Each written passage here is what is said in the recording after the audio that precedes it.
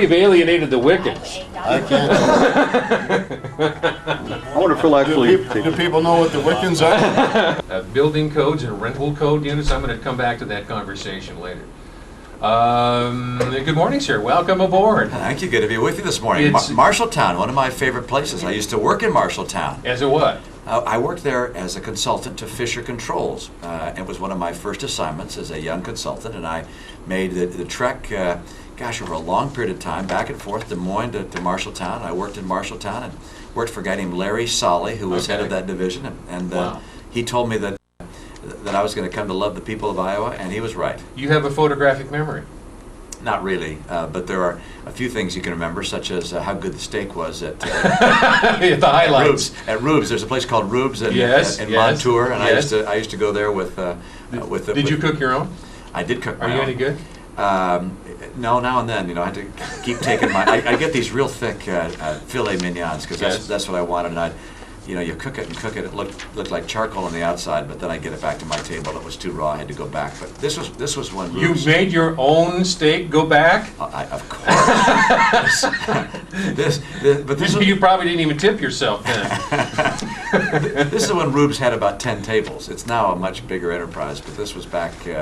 What would it be? Probably the late 70s. Okay. Well, they have wonderful soccer fields up there too. That Fisher built for the community. So they're a progressive community in one layer. But anyway, that's a different subject because you've talked about immigration before, and immigration has had a huge effect on Marshalltown, a lot of rural Iowa communities as well. Well, welcome aboard, sir, and thank you for coming. So you have been on an Ask Me Anything tour. Yeah. Does that apply to me? You can ask whatever you'd like, but I'll dodge some of your questions. Because our time is extraordinarily limited, can I just dispense with all the rest of the niceties Absolutely. and just go right to the really tough questions? Yeah. Because you're right now, according to recent public opinion surveys, they're running #1 on the Republican side here. You're the candidate to beat here in Iowa at the moment, as I recall. I hope I'm doing well here. I think we counted. I've done over 200 events in Iowa, and so I met a lot of people. Yeah. We've got a great team here. We're doing our best, and hopefully making progress. You and I share a common affection for the late Cleon Skousen. Apparently, last time I talked to you, you said he was one of your instructors at school. Exactly.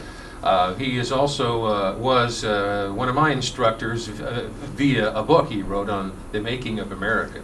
Which is a wonderful commentary on the U.S. Constitution, how it was made. He combines the notes, Madison's notes, with every codicil in the Constitution, and tells you exactly what original intent is. Isn't that something? It's that I have not read, and that's worth reading. It certainly is. I recommend it highly. You can never be hustled again by a politician of any stripe if you've actually read the original intent of the framers. And wouldn't it be nice if our court, if the Supreme Court, followed the intent of the Constitution and the framers rather than using the Constitution as a springboard, as some attempt to do? Is Roe versus Wade the law of the land? It is now. It is. You just flunked the Cleon Skousen test. It is improperly. It was improperly decided. I'm sorry. He's spitting in his grave. I'm sorry to violate the Cleon Skousen test. I'm not familiar with it, but the point is he would say that the Supreme Court doesn't make law. They can't make law. There's only 3 sources of law, and the court's not one of them. Well, we obviously apply what the Supreme Court tells us we must do, and in my opinion, even if it's unconstitutional. Even if they just make it up? That's a decision. Unfortunately, that's a decision which the court has the first choice of making, you flunked second Cleon Skousen test. I say has the first choice of making, and then we have redress. This is what happened in my state. Yes. The court said that people of the same gender are entitled under our Constitution to marry. They were wrong. My Constitution was written by John Adams in Massachusetts, and which carefully excluded the courts from legislating from the bench. Exactly. And your duty and obligation at that point was to say, thank you for sharing. It's not law. And that's the Cleon Skousen. That's Cleon Skousen's opinion. Great. Our redress at that stage is open to us because the Constitution does lay out how we can overturn a court decision. And in our case, it's through ballot initiative.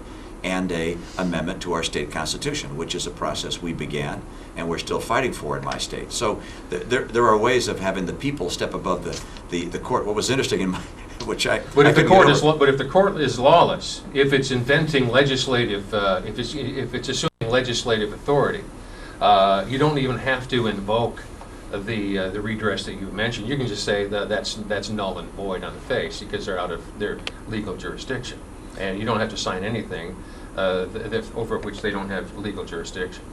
It's not a circumstance I would look forward to having to confront. I would love to. I was hoping. I want. I'm only speaking for myself here, Governor Romney. I want a president who will tell the Supreme Court when it leaves its constitutional boundaries to go take a flying leap and meet me in the back, and we'll settle this like men.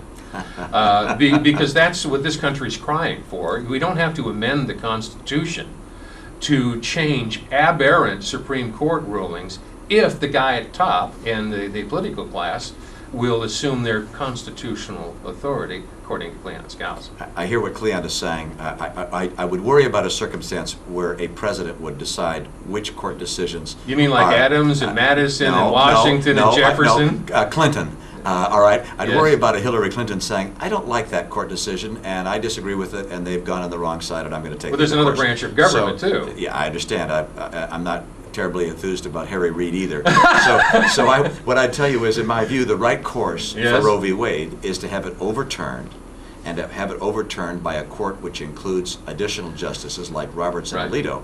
Right. And that, in my view, is the way for us to finally allow the states to have the authority that the states were intended to have, which is that this should be a matter of state decision, not a matter of federal decision. What will you do then, on a personal basis, you have made a transition. I'm not going to play the sound bites, but you've been on the record a couple of times in favor of abortion, and your most recent endeavor, I would say, on I'll play one when you say you're now when you said you were now pro-life and you were on with Stephanopoulos, and this is.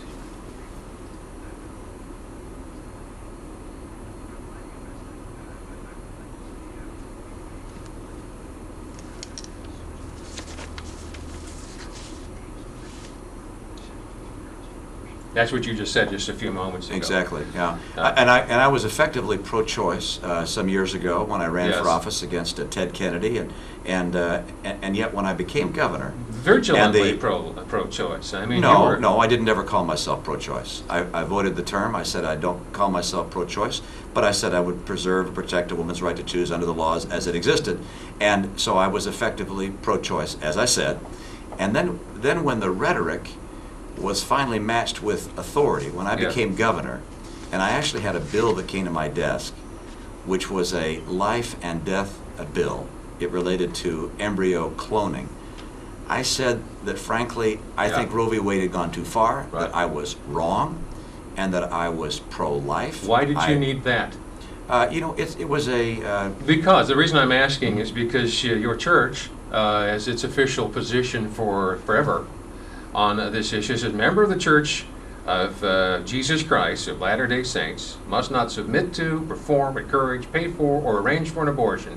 If you encourage an abortion in any way, you may be subject to church discipline. That's your church's position. The great thing about this country is that individuals who run for secular office are not implementing the policies of their church. They're doing what they think is right for the nation.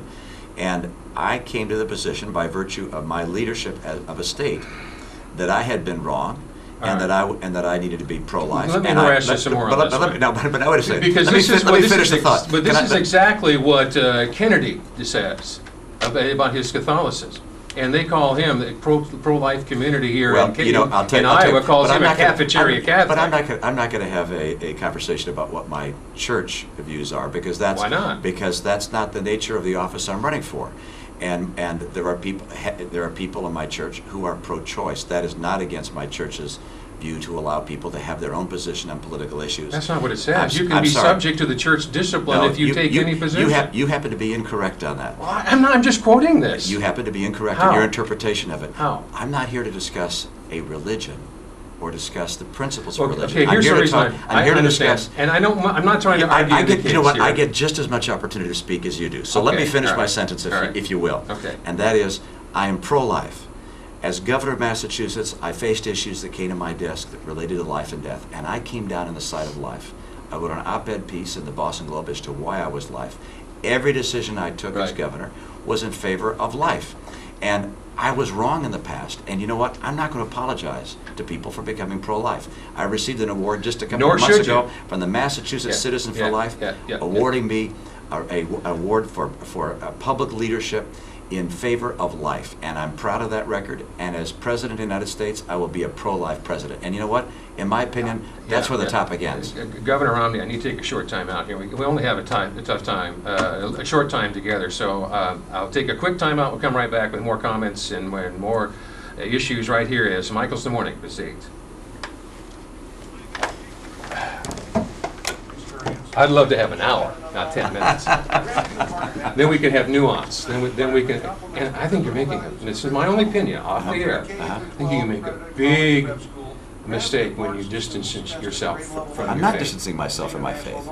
No, I'm proud of my faith, and I accept there's nothing I distance myself from. There are Mormons in the leadership of my church who are pro-choice, and do not violate that. If you're not a lawyer, then you have to read that a little more carefully. All right, saying, for instance, my church says that if you have sex outside marriage, that you should be excommunicated. Right. Now, do we make a law that says that? No. Wait, You're missing because my point.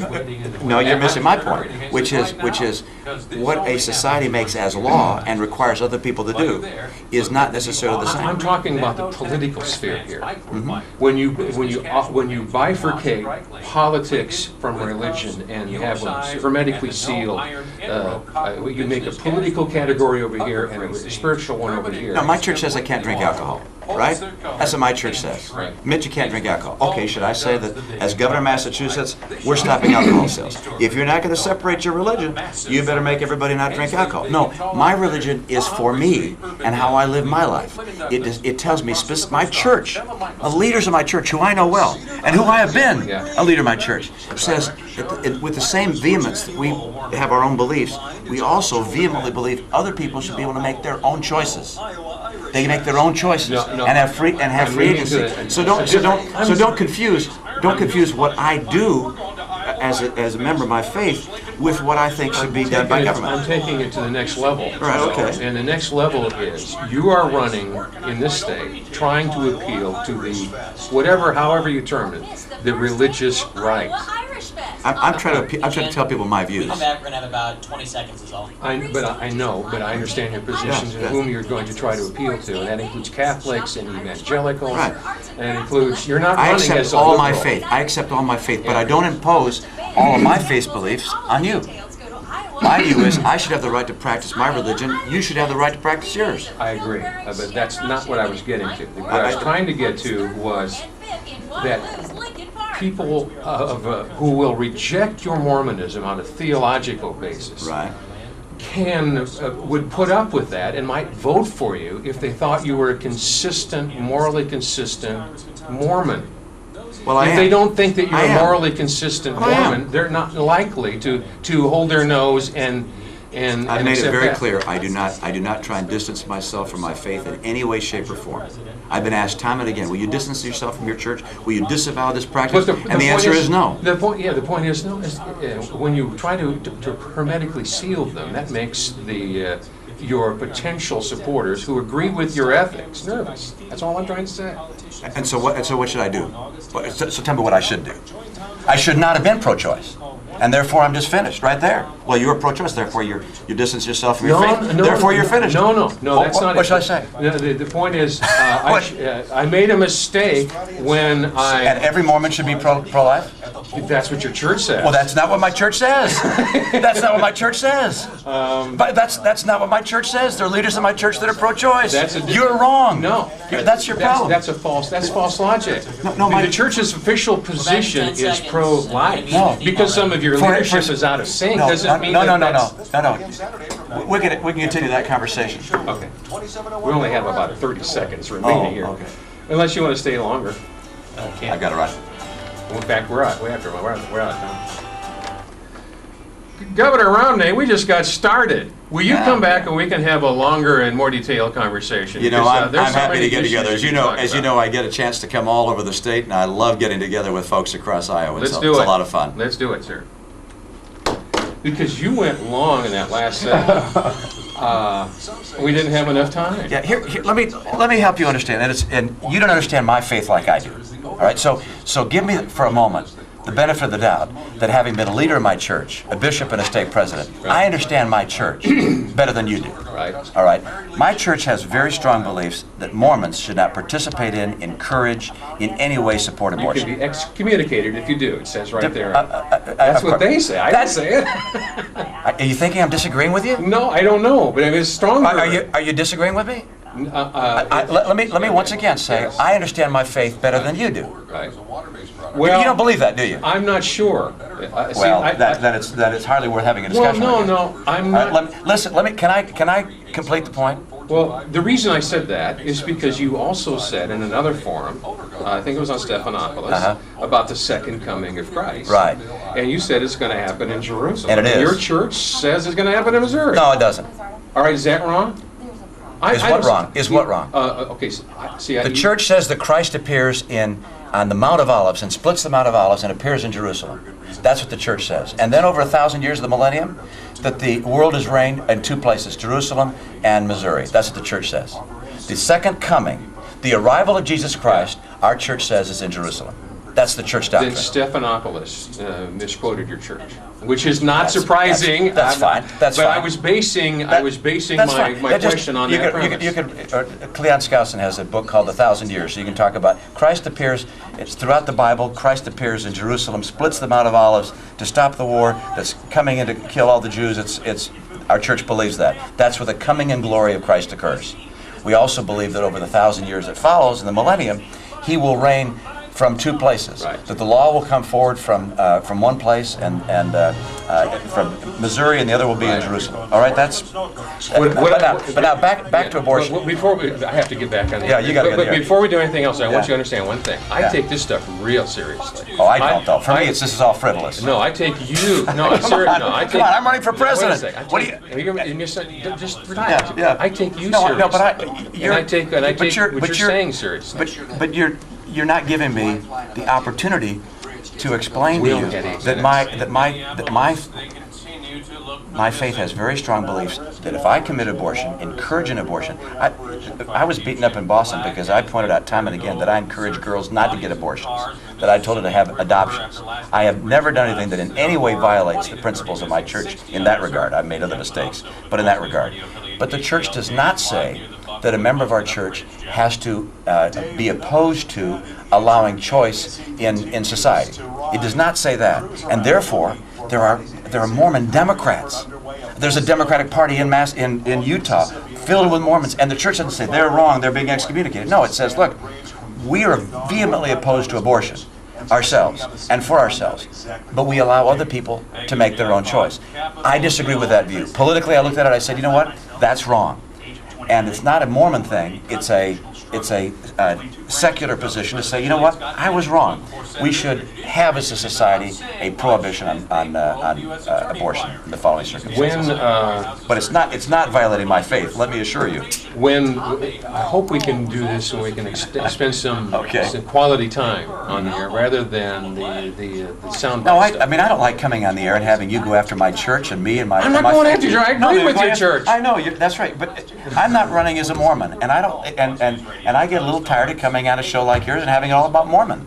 See, I don't mind it being about that. Yeah, I do. I do. I agree with the ethics of your church, for Pete's sake. So do I. Yeah. So do I.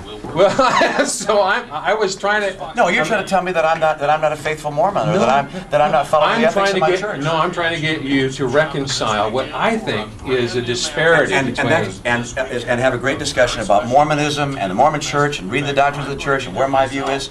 And you know what? I'm not running to talk about Mormonism. No, but the point is, the people who are likely to vote don't want to elect a Ted Kennedy, who comes back here, or Senator Harkin, who comes here to Dowling and comes here to Iowa and says, I'm pro-life, and then when he gets to Washington, stands up and becomes pro-choice. Here's your opportunity to have that settle in your mind. I was governor 4 years. It's not just what I'm talking about. I was governor 4 years. I had a number of pieces of legislation that came to my desk that dealt with abortion, abstinence education, RU 486, and so forth. I vetoed any bill that was in favor of choice. I was entirely consistent in favor of life. So it's not just my word you have to take. Look at my record. Thank you. Thank you. All righty. Thanks a lot. Hey, how you doing? Doing great. Here's my card, no way information. Sorry it was so short. That's all right. That's okay. I appreciate it.